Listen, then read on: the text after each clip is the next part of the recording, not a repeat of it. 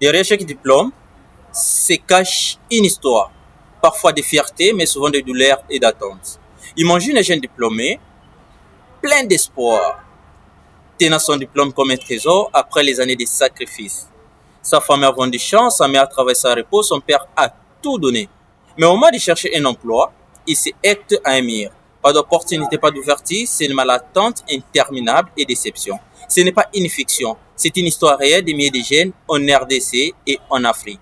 En Afrique, près de 60% des jeunes sont au chômage ou survivent dans des emplois précaires.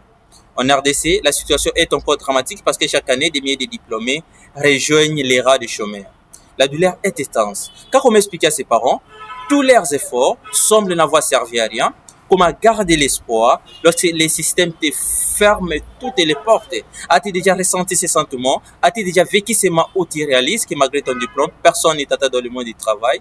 Dis-le-moi en commentaire car ton histoire peut inspirer quelqu'un d'autre. Le problème, ce n'est pas seulement le travail. Il y a aussi cette déconnexion entre ce que l'université enseigne et ce que les marchés attendent réellement. Vous voyez, trop de savoir théorique n'ouvre pas la porte à un travail concret.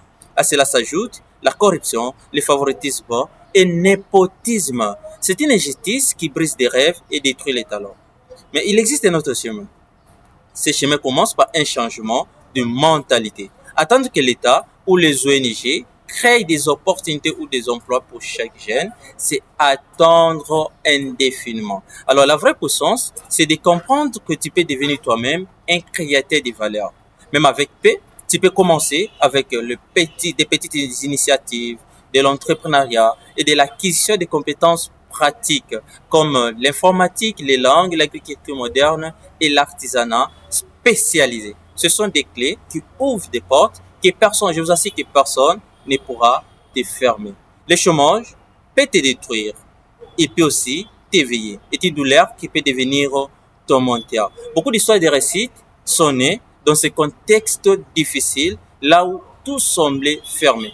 Il m'arrive parfois de dire que le chômage, c'est une école de la créativité, de la persévérance et de la foi. Je sais que ce n'est pas facile. Je sais que tu as envie d'abandonner. Mais rappelle-toi, à chaque fois que tu investis en toi-même, que tu apprends une nouvelle compétence qui fait un pas vers une vie meilleure. Tu n'avances pas seulement pour toi, tu ouvres les chemins pour ta famille, ta communauté et ton pays. Alors je te pose une question.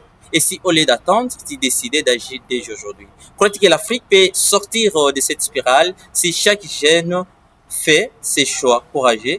Mets ton avis en commentaire, ton mot peut réveiller un cœur. L'Afrique n'est pas condamnée au chômage. Elle est condamnée à s'élever. Et toi, tu fais partie de cette génération qui doit écrire une autre histoire.